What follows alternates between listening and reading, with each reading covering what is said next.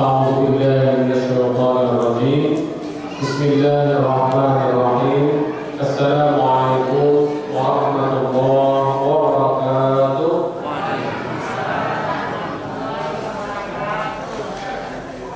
الحمد لله نحمده ونستعينه ونستهديه ونستغفره ونعوذ بالله تعالى من شرور أنفسنا ومن سيئات أعمالنا. إنه من يهده الله فلا مضل له ومن يضلله فلا هادي له. أشهد أن لا إله إلا الله وحده لا شريك له وأشهد أن محمدا عبده ورسوله لا نبي بعده. اللهم فصل وسلم وبارك على هذا النبي الكريم نبينا الهادي محمد صلى الله عليه وسلم وعلى آله وأصحابه ومن تبعهم بإحسان إلى يوم الدين. أما بعد.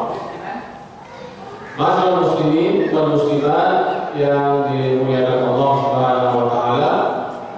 Pertama dan utama sekali mari kita selalu bersyukur kepada Allah Subhanahu wa taala atas semua nikmat yang telah Allah berikan kepada kita, terutama mensyukuri nikmat iman, mensyukuri nikmat Islam dan mensyukuri nikmat sehat walafiat. Mudah-mudahan kita termasuk hamba-hamba Allah yang selalu bersyukur kepadanya. Amin ya rabbal alamin.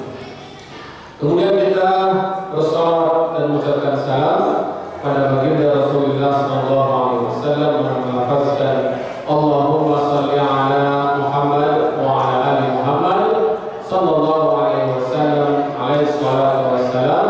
Assalamu alayka ya Rasulullah.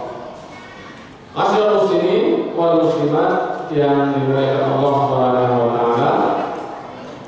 Mari kita lanjutkan kajian kita terhadap ayat-ayat dari surah Yusuf, kisah Yusuf yang terdapat dalam surah Yusuf tentunya. Pada malam hari ini kita akan menyambung pada ayat yang ke-25. Ayat 25 dari surah Yusuf yang masih menceritakan tentang bagaimana kehidupan Yusuf di dalam istana, ya, kehidupan beliau dengan bapak ibu angkatnya, yaitu Khidr sebagai penguasa Mesir pada waktu itu, dan istri raja yaitu Zulaikha. Pada pertemuan yang lalu sudah kita kisahkan atau bagaimana Allah Subhanahu wa taala mengisahkan tentang keinginan yang sangat luar biasa atau kecintaan, kesukaan istri raja Zulaikha terhadap Yusuf yang sudah menampakkan diri sebagai seorang pria yang tampan, yang gagah, perawakan yang sangat sempurna. Tetapi di sini kita melihat bahwasanya kesukaan, kecintaan dari Zulaikha ini tidak lagi seperti sukanya beliau ketika dia ambil atau beli dari orang yang menjual di pasar waktu itu. Ketika suaminya Khidr meminta untuk memuliakan Yusuf yang pada waktu itu dibeli dari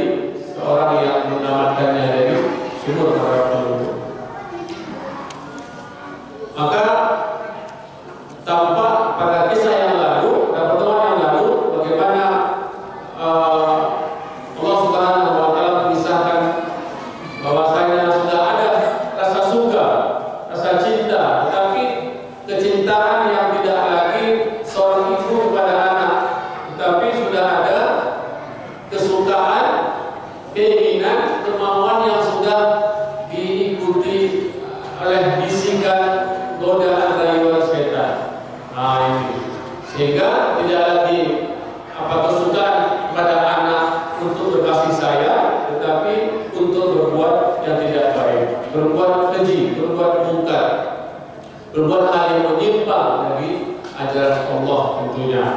Maka kita melihat bahwasanya memang Allah sebutkan Islam dalam Al-Quran memang ada keinginan baik dari Zulaikha ataupun juga ada keinginan dari Yusuf itu sendiri, karena memang Yusuf juga sudah beranjak dewasa, sudah bisa dengan hatinya rasa untuk menyukai, mencintai lawan jenisnya. Ini artinya fitrah, hal yang lumrah, hal yang wajar. Ketika sudah dewasa, maka ada kesukaan dengan lawan jenis. Maka disebut dalam Al-Quran dalam ayat sebelumnya, walaqad hammat bihi wa hamma biha. Jadi bagaimana Zulaikha menyukai Yusuf, dan Yusuf pun juga ada keinginan dan juga suka. Ya, karena itu bukti bahwasanya Yusuf sudah beranjak dewasa dan menyukai dengan lawan jenisnya. Tetapi Allah Subhanahu wa taala mengamankan beliau sebagaimana yang telah kita sampaikan pada pertemuan yang lalu. Ya, laula ra'a burhana rabbih kadzalika linasrifa anhu as-su'a wal fahsya innahu min ibadina al-mukhlasin. Jadi bagaimana Allah Subhanahu wa taala ingin menyelamatkan Yusuf, maka Allah tampakkanlah sesuatu dan mengatakan bayangan dari bapaknya Yakub alaihissalam, sehingga dia tidak mungkin berbuat hal yang keji, yang buruk, yang mungkar terhadap Zulaikha, karena Allah sudah nampakkan wajah dari seolah nampak oleh Yusuf wajah ayahnya Yakub alaihissalam, maka dia tak mau untuk mengerjakan itu dengan Zulaikha. Dan ada juga riwayat yang mengatakan bahwasanya di dalam istana itu ada tertulis wala taqrabuz zina innahu kana fahsyatan wa maqtan wa sa'a sabila. Sudah ada ayat untuk tidak berbuat zina. Maka Yusuf pun akhirnya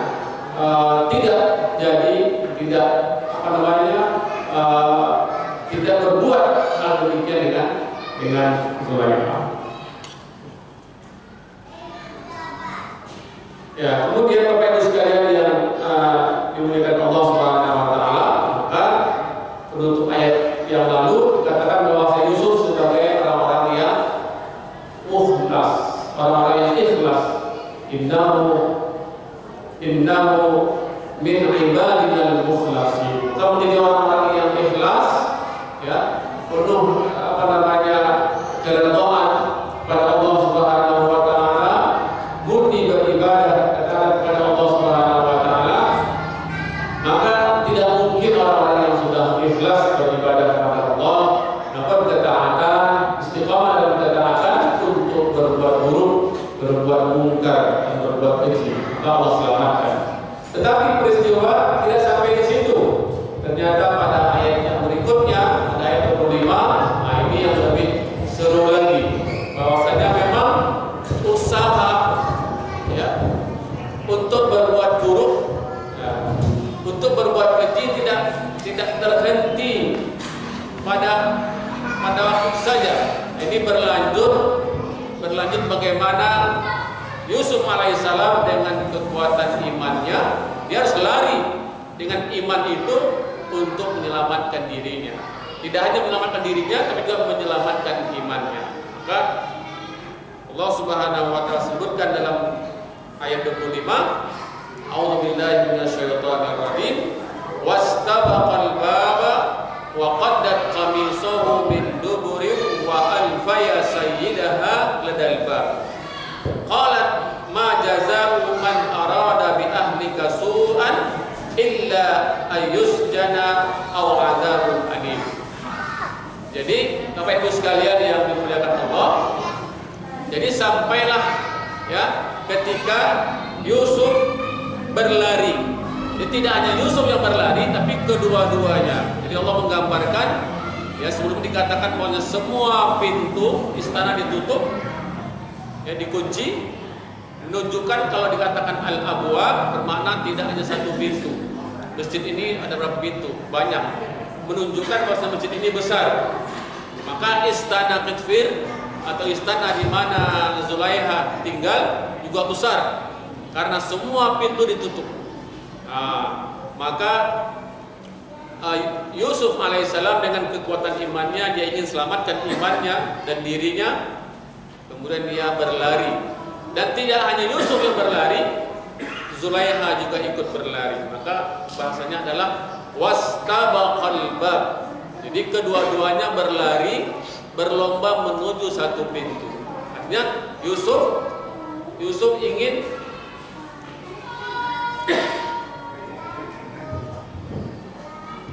ya, di sini ayat menggambarkan bagaimana Yusuf berlari menuju satu pintu. Dia ingin menyelamatkan dirinya. Ya, karena dia sudah nampak bayangan ayahnya ataupun ayat Allah Subhanahu wa taala yang lain ingin menyelamatkan dirinya untuk tidak berbuat keji dan mungkar bersama dengan Zulaiha. Maka ayat Allah mengatakan wastabaqal bab, dan kedua-duanya berlari menuju satu pintu. Artinya Yusuf ingin keluar dari istana itu, tentu keluar melalui pintu. Wa qaddat qamisahu min dubur. Maka Allah katakan dan Zulaiha menarik dan juga tentu ada yang koyak dari baju Yusuf di bagian belakangnya. Wa alfa ya sayyidaha al-bab. Nah, ketika kedua-duanya sudah sampai di depan pintu dan di pintu sudah berjumpa dengan tuannya, yaitu Qitfir. Dan nampak bagaimana gambaran ketika dua Yusuf dan Zulaiha berlari ke arah satu pintu, dan di pintu sudah ada berjumpa dengan raja, yaitu Qitfir, suami dari Zulaiha. Wa ya sayyidaha al-bab. Serta-merta Zulaiha berkata, tanpa ada jeda waktu, Zulaiha berkata, qalat ma jazaa'u man arada bi ahlika su'an.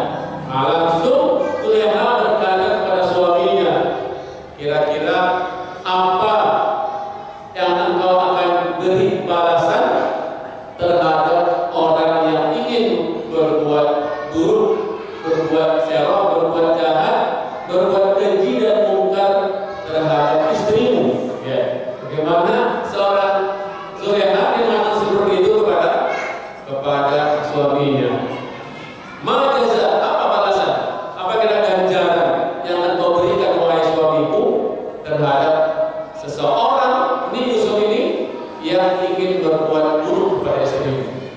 Ya, bagaimana situasinya dan pemandangannya? Illa ayyusjana aw adzabul alim. Maka satu di antara dua saja yang mesti kau berikan ganjaran kepada Yusuf ini. Apa itu? Illa ayyusjan. Apakah itu engkau dipenjarakan, aw adzabul alim, atau disiksa dengan siksaan yang pedih. Siapa yang mengatakan? Zulaiha. Padahal dia yang mengejar Yusuf sampai ke pintu. Tetapi karena dia melihat suaminya ada di pintu, dia langsung berkata, apa kira-kira balasan untuk Yusuf ini yang sudah ingin berbuat serong, berbuat keji, berbuat mungkar dengan istrimu? Itu yang disampaikan oleh Zulaiha. Dia yang berbuat salah, dia berbuat dosa, dia lebih dahulu apa? Mencari alasan agar tidak tertuduh. Seperti itu biasanya orang-orang berbuat salah, orang berbuat dosa, untuk menutupi kesalahannya, untuk menutupi dosanya, dia yang lebih dahulu membela diri, padahal dia sendiri yang melakukannya. Bapak Ibu sekalian yang dimuliakan Allah Subhanahu wa taala, maka pada ayat berikutnya Allah menggambarkan bahwasanya Yusuf yang pada waktu tertuduh, ya, difitnah, maka dia pun juga harus membela diri.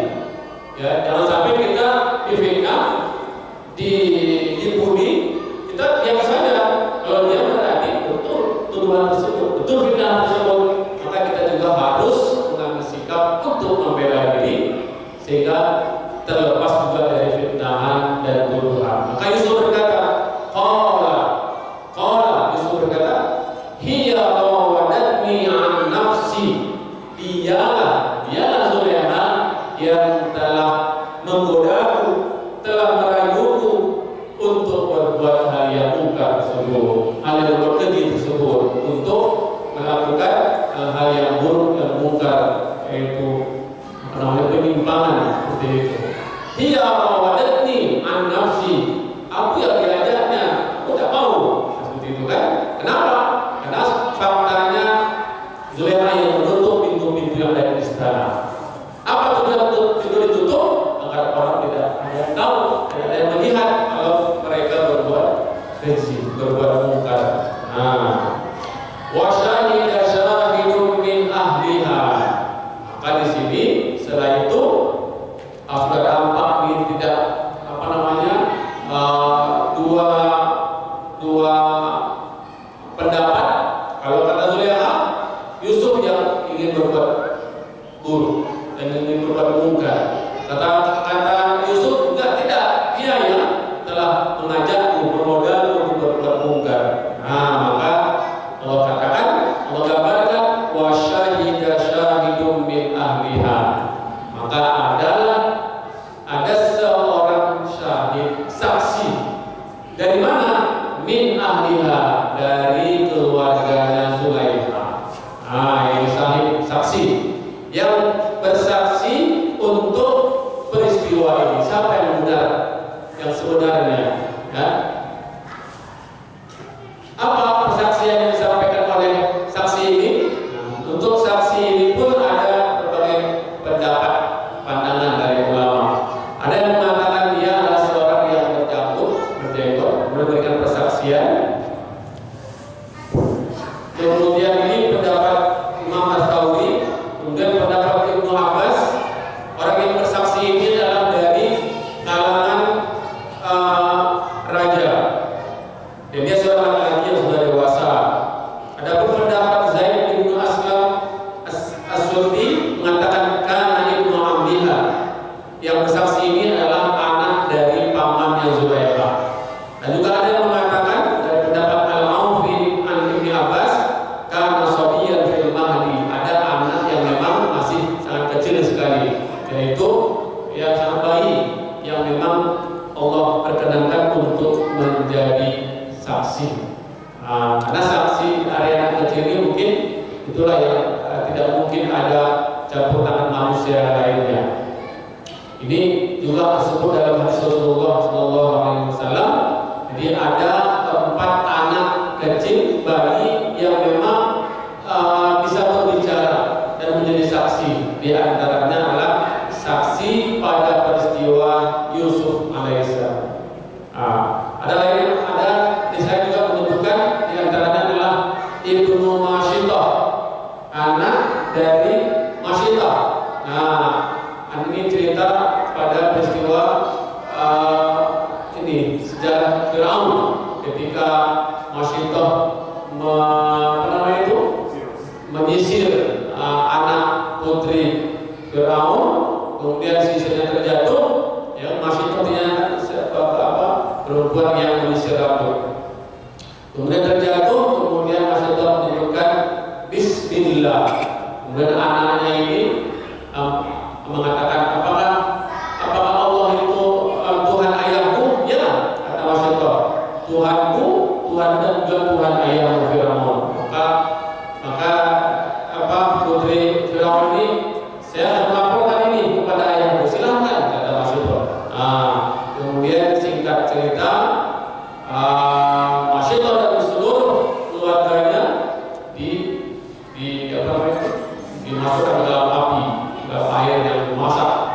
Kemudian satu persatu dimasukkan ke dalam api yang panas itu, sampai pada giliran Masyitah untuk masuk. Kemudian dia ragu-ragu. Kemudian anaknya inilah yang berkata, memberikan semangat kepada ibunya untuk masuk ke dalam gejala api. Maka ini anak yang juga berbicara pada waktu tersebut. Dan juga disebutkan Isa ibnu Maryam, Isa putra Maryam yang juga berbicara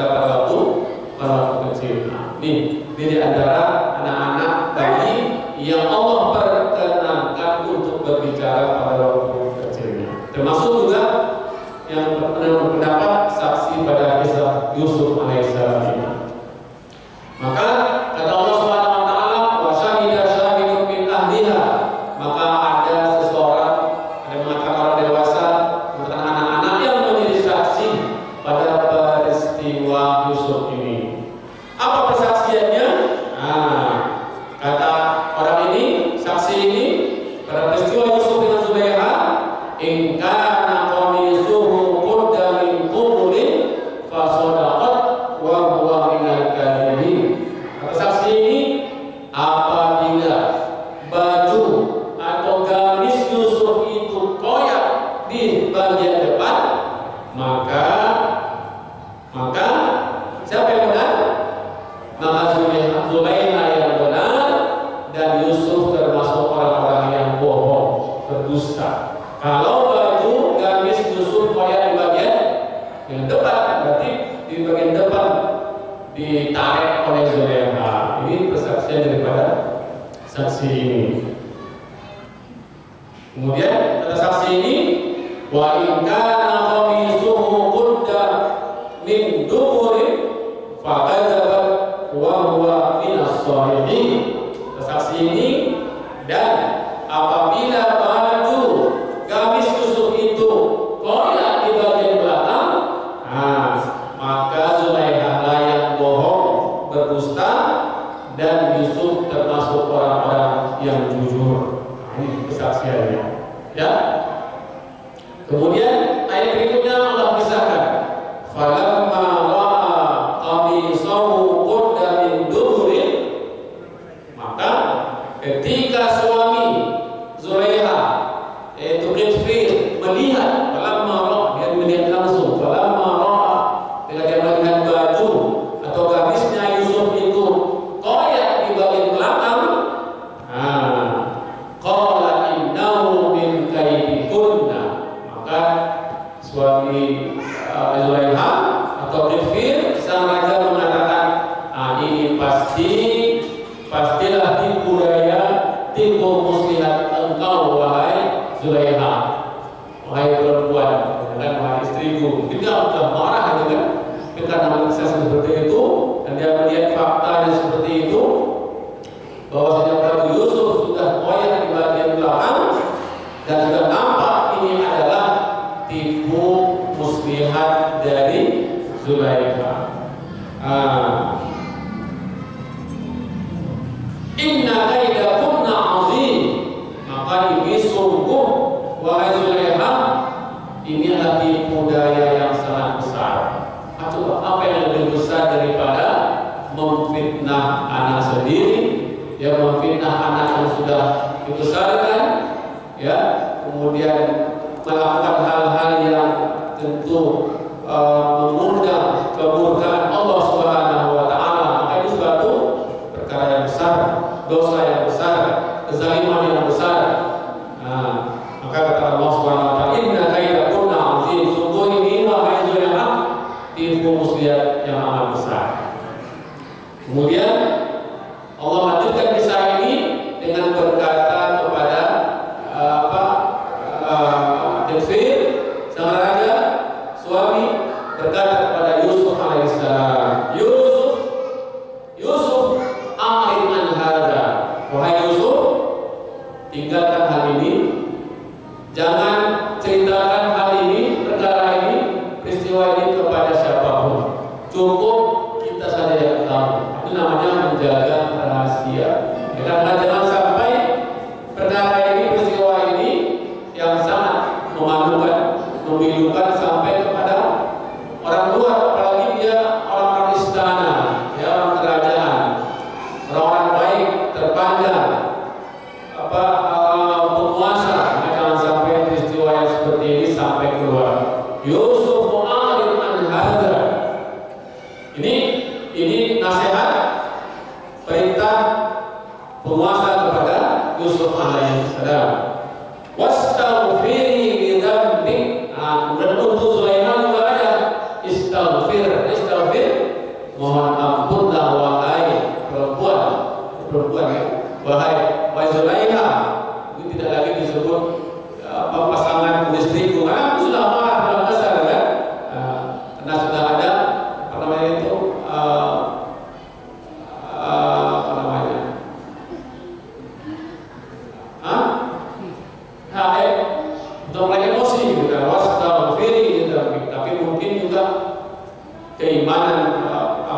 pemimpin, penguasa, dia mampu mungkin menjaga emosinya, dia tetap jaga situasi aman, terkendali, kondusif untuk Yusuf, maka dia minta jangan sampaikan, jangan ceritakan ini, jangan sampai ada orang yang tahu. Ya, bukan untuk istrinya, untuk Zulaikha, istaghfiri lidzambi. Maka ini adalah sebuah kesalahan, adalah sebuah dosa, maka istighfar, minta ampunlah kepada Allah Subhanahu wa taala. Innaki kunti minal khati'in. Kenapa? Karena ini adalah wahai Zulaikha, engkau termasuk orang-orang yang berbuat salah. Ini perbuatan salah, dosa yang tidak semestinya berlaku di dalam keluarga ini. Itulah bagaimana Allah Subhanahu wa taala memberikan suatu kisah cerita yang terjadi pada Yusuf alaihissalam ketika beliau sudah beranjak dewasa, sudah sempurna ketampanannya, ya, kegagalannya, perawakannya, yang memang sangat bagi wanita. Nah, ini juga godaan. Ya, karena godaan wanita itu ada 3, ya, harta, tahta, wanita. Nah, godaan pria juga seperti itu, ya. Tahta, harta, pria sama seperti itu. Jadi masing-masing sudah Allah berikan kecintaan terhadap hal-hal yang bersifat zuyyina lin-nasi hubbus syahawati minan nisa wal banin wal qanatir al-muqantarati minadh dhahabi wal fiddah wal khayl musawwamah. Semua Allah berikan kecintaan, kesukaan kepada kita itu. Harta, kepangkatan, pangkat, suami, istri, laki-laki, perempuan, anak-anak, emas, perak, itu semua memang sudah Allah berikan kesukaan dalam hati kita. Tapi yang bisa selamat adalah mereka-mereka yang memiliki iman dalam hatinya, sehingga kecintaan terhadap mereka itu tidak membuat dia buta atau melupakan kecintaan kepada Allah Subhanahu wa taala. Asal muslimin wal muslimat yang dimuliakan Allah Subhanahu wa taala. Maka dari kisah ini bisa kita ambil beberapa pelajaran. Di antaranya adalah ketika orang-orang itu sudah memiliki iman, ya, dan dia kuatkan, kokohkan imannya, maka Allah Subhanahu wa taala akan menyelamatkannya dari berbagai ujian cobaan. Maka Allah hindarkan orang-orang beriman dari berbuat buruk, dari berbuat mungkar, berbuat kezaliman, kemaksiatan. Maka iman itulah yang akan membentengi diri kita untuk berbuat hal-hal yang buruk, hal-hal yang mungkar. Sebagaimana berlaku pada diri Yusuf alaihissalam, godaan dari perempuan, dari wanita. Begitu.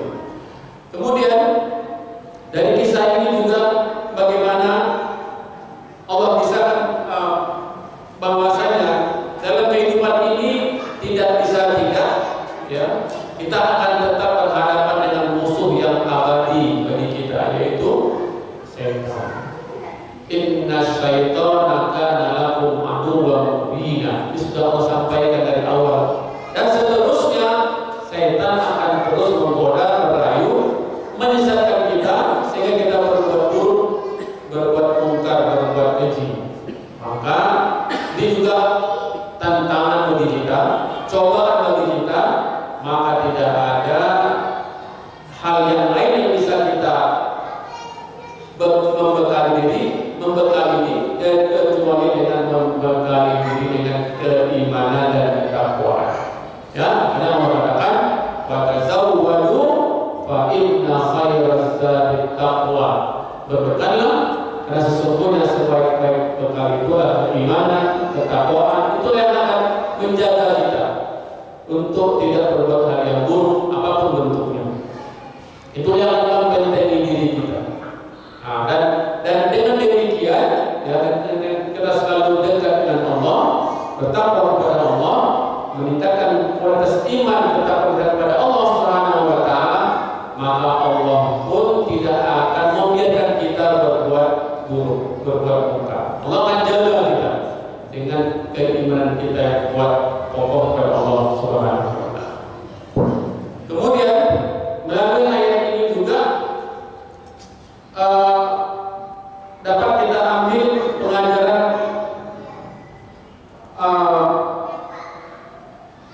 bahwasanya kapanpun dan siapapun tidak akan terlepas dari godaan setan. Ya, termasuk kita yang sudah merasa beribadah kepada Allah Subhanahu wa taala. Maka beribadah saja tidak cukup, maka kita kuatkan ibadah itu dengan terus menambah ilmu. Ya, karena orang yang beribadah tanpa dia kuatkan dengan ilmu, bisa saja dia akan tersesat dengan ibadah padanya. Kemudian tidak hanya dengan bertambahnya ilmu, bertambahnya wawasan, tetapi juga mengokohkan, menguatkan iman. Maka kekuatan iman, bertambahnya ilmu, dengan berbagai ilmu, istiqomah dalam beribadah, maka mudah-mudahan Allah menjaga kita dari berbagai ujian, cobaan, ya, tantangan di masa yang akan datang. Apakah cobaan dalam bentuk kekuasaan, tantangan dalam bentuk hawa nafsu, ya, tantangan dalam bentuk duniawi, maka mereka yang berimanlah dan bertakwalah yang Allah berikan kemampuan untuk bisa membentengi diri dari berbagai ujian-ujian tersebut. Bapak Ibu sekalian yang dimuliakan Allah, masih ada waktu kita 6 menit lagi. Mungkin bagi Bapak Ibu yang ingin bertanya, silakan mungkin sambil kita bagi yang mau berbuka, silakan berbuka. Silakan Bapak Ibu yang ingin bertanya. Ini cerita ini biasanya tidak ada yang bertanya, tapi kalau bertanya juga boleh. Silakan. Ada yang bertanya Pak, Ibu? Pas?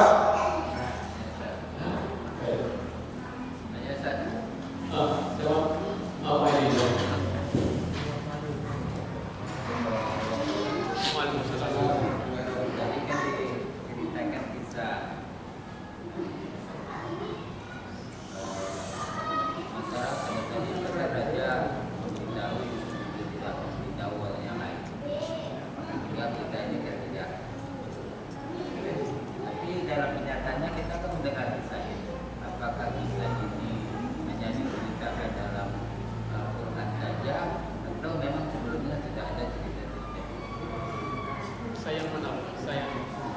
Yang kejadian antara Yusuf dan Zulaikha ini kan dilarang untuk dilakukan. Oh, mereka tidak tahu. Tapi dalam kenyataannya kita kan banyak yang tahu. Oh. Baik. Ya, apakah rahasia itu sampai Zulaikha meninggal, sampai raja meninggal tidak pernah diungkap? Ya, baik. Terima kasih. Ya, memang kita lihat memang ini kisah yang sangat luar biasa, ya, skenario yang juga luar biasa, dan Allah sebagai sutradaranya. Ya, kemudian apa yang menarik pada pesan dari ayat ini? Memang pada ayat yang ke-29 ini Allah Subhanahu wa taala mengisahkan tentang bagaimana upaya dari penguasa, raja, suami agar aib untuk tidak tersebar sampai keluar istana. Artinya kita dalam rumah tangga ada rahasia yang mesti kita simpan. Suami istri juga orang yang dalam rumah tangga yang tidak boleh untuk disampaikan keluar, ya kan? Tetapi dalam kisah ini sudah ada upaya dari suami, dari raja, ya kan? Baik kepada Yusufnya ataupun juga kepada istrinya Zulaikha, ya kan? Itu sudah nasihat ataupun katakan sebagai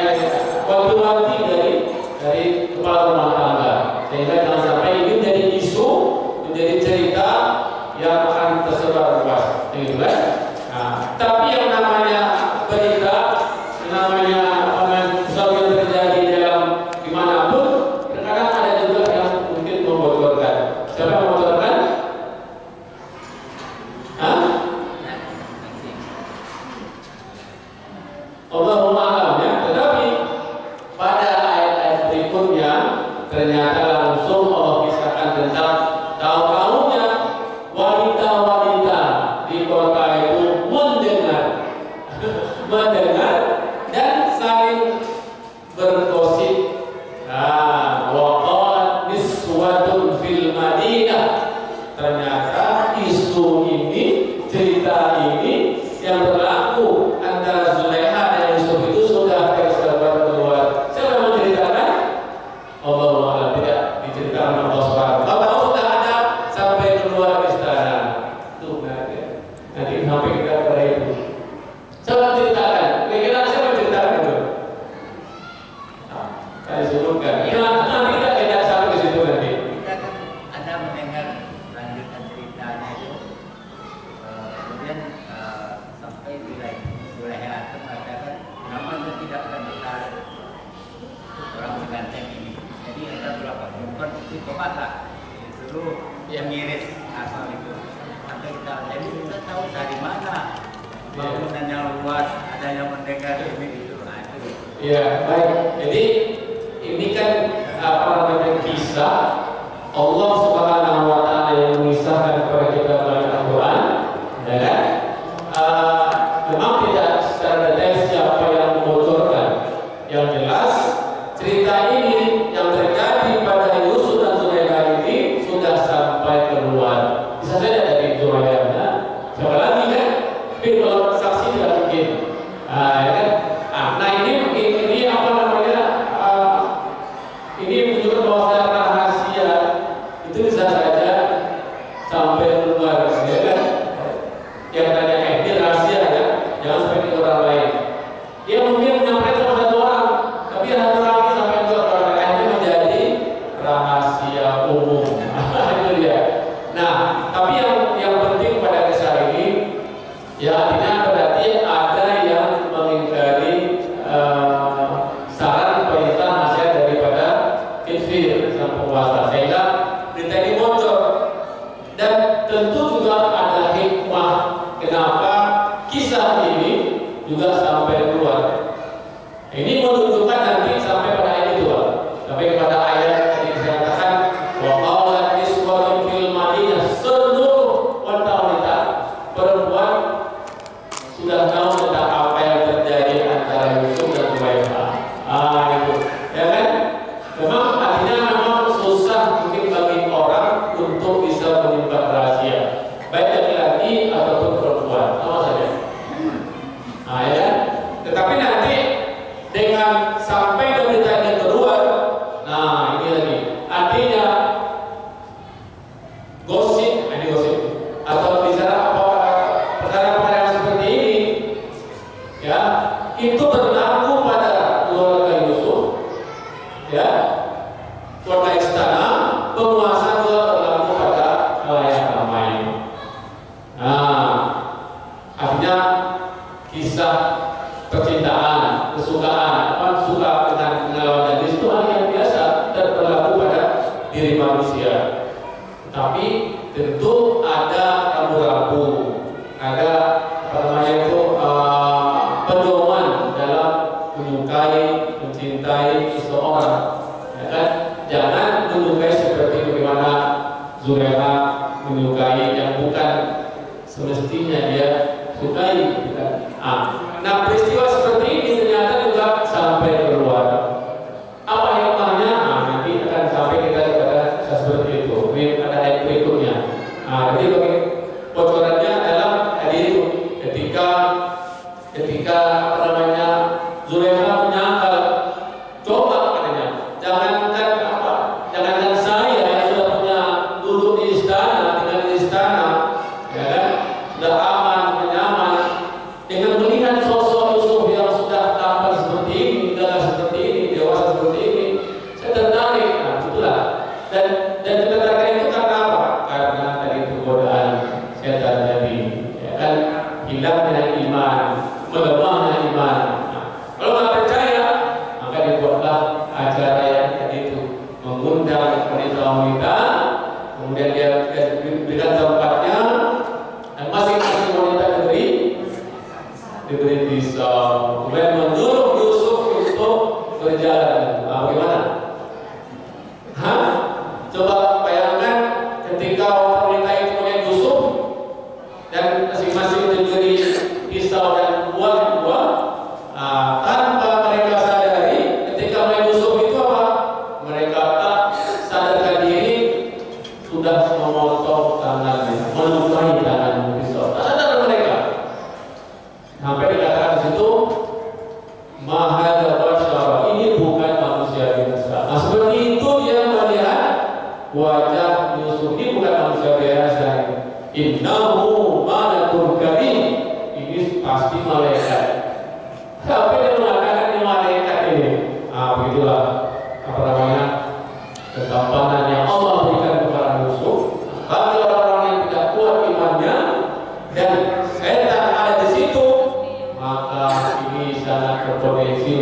berbuat jahat, berbuat mungkar, berbuat keji.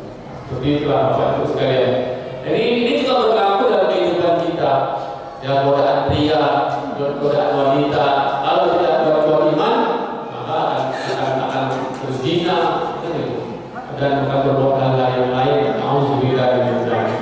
Maka intinya adalah bagaimana setiap kita, keluarga kita, suami istri ini, ya, dan apalagi kalau di rumah itu ada laki-laki asing, ada perempuan asing, maka bertakwalah kepada Allah, beriman kepada Allah. Jangan sampai berlaku dalam hidup kita, ya kan? Ini kita manusia biasa, itu. Kita suami istri, oke lah, tahan beribadah ke masjid. Tapi ada orang asing tinggal di rumah, apakah singgah atau tinggal sementara. Nah, ini hati-hati. Masalah berpakaian itu seperti itu, baik laki-laki maupun perempuan. Kita orang tua tanggung jawab itu. Apakah pakaian kita, istri kita, anak-anak perempuan kita harus kita jaga. Kenapa? Itu semua adalah godaan. Kan tidak heran kita mendengar ada apa namanya ayah kandung dengan anak kandung, anak tiri, semacam seperti itu kan? Kenapa? Karena itu peluang yang telah dibuka oleh setan untuk manusia berbuat mungkar, berbuat keji. Nah ini, ya.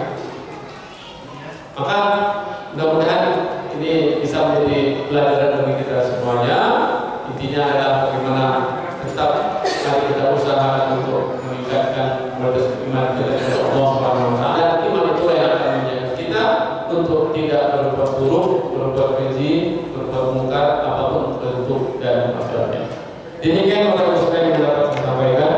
Kurang lebih saya mohon maaf. Kita tutup ngaji kita ini dengan doa kafaratul majlis. Subhanallahumma wa bihamdika asyhadu an la ilaha illa anta astaghfiruka wa atubu ilaik. Assalamualaikum warahmatullahi wabarakatuh.